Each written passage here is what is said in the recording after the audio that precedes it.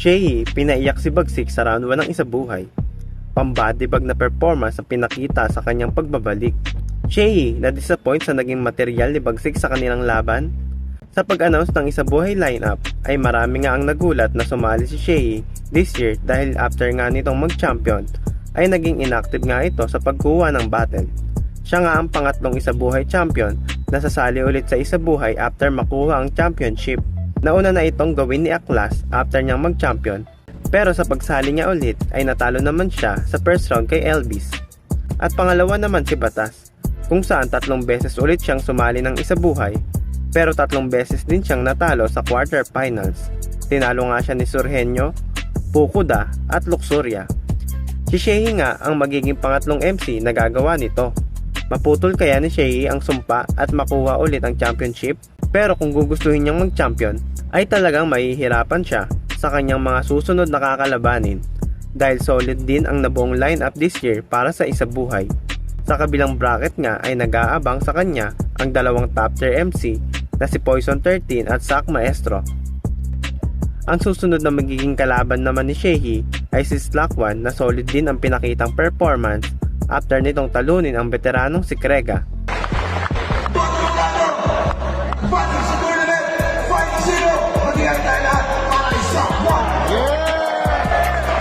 Napanood na nga natin ang ginawa ni Shehi kay Bagsik, kung saan parang kinakausap nito yung kaluluwa niya sa round 3. Sobrang bibigat ng linyang binanat ni Shehi para sa ronda ito.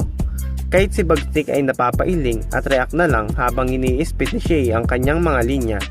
Ganito yung tipong mga performance ni Shehi na gusto mong matapos na lang agad dahil sa sobrang bigat at dark ng mga material niya. Masasabing ang bodybag performance ito para kay Shehi at makikita naman yung agwat ng kanilang pinakitang performance. Outclass at talagang ginamit ni Shehi ang kanyang pagiging veterano. Lamon na lamon si Bagsik pagdating sa presence at ramdam na ramdam niya kung paano siya mamain ni Shehi para sa laban na ito. Butya, may something in common pala si Apex at Bagsik. Parehong nagpumilit pumasok pagdating sa loob na patalsik. Warning! Ma'am, ang greatest predictor ng future behavior ay ang past behavior natin. And the math is mathing. Bantayan mo anak nyo, posible niyang gasain. Sa stream nga ni Shehi ay aminadong itong na-disappoint sa laylay na performance ni Bagsik. Dahil kahit gusto niyang manalo, ay gusto niya ring maging classic ang kabuoang laban. Pero syempre, hindi naman ito mangyayari kung siya lang ang may magandang performance. Dagdag pa niya dito ay it takes two to tango at inatulad niya ang battle sa isang sayaw na kinakailangan parehong mahusay ang galaw at performance ng bawat isa para tunay na maging classic ang laban. Medyo J-Phonics, medyo na-disappoint lang din ako noon. Syempre, as a battle rapper, gusto mo din ano din yung performance ng kalaban mo kasi parang sayaw yan eh, sabi nga nila. Na para mas mag-enjoy din yung taong nanonood, di ba? Ang pinractice mo lang ata, wag mag-OT. Oy! Guys, hindi mahaba rounds ko. Ha? Hindi ako overtime. Anong tingin mo kay Zack overall after? Hindi ko napanood eh. Hindi ako nanood ng day 1 eh. Kasi syempre, nakafocus ako sa may battle din ako sarili. At dahil nga sa naging solid na performance ni Shehi at laylay naman kay Bagsik, maraming nag-uwian sa live event tong round 3 na ni Bagsik. Hindi nagustuhan ng karamihan yung dalang material ni Bagsik dito at medyo naging dragging yung mga angle niya hanggang sa hindi na ito nare-reactan ng mga crowd. Hindi rin pumabor kay Bagsik na nauna si Shehi dahil mas nauna itong makakuha ng momentum sa laban. Alo! At since magpapalusot lang din, unahan ko na ang batang to. Hindi mo kasalanan na matalo. Shehi, kalaban mo. Grabe naman yun, Chef. Bodybag malala. Sakto lang. Totoo ba, Lods? Di na tinapos round 3 ni Bagsik. Actually, ikinalulungkot ko na may katotohanan nga yan. Nagmamadali na yata umuwi yung mga tao eh. Ako kasi nauna eh. Sa linya ni Shehi na kung sino ang pinakamaraming likes na hate comments para kay Bagsik ay bibigyan niya ito ng pera. Sabi niya nga sa kanyang stream ay tototohanin niya ito dahil kilala naman natin si Shea na walang pake sa pera. Idol, totoo ba yung 10k Gcash na magiging most like hate comment kay Wagsik kapag in-upload na yung laban? Yes, totoo yun, Marnie. Kailan ba ako nagsabi ng mga ganyan na hindi ko tototohanin? Yung grand prize nga ng isa buhay dati, di ba? Tototohanin ko yan. Nasabi ko na eh.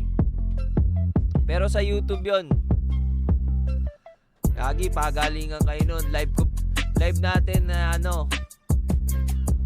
ito, spoiler alert sa mga hindi naka-attend ng live, hindi naka-nood ng live ni Battle. Sinabi ko kasi dun sa Battle, sino may pinaka maraming like na hate comment dun sa video.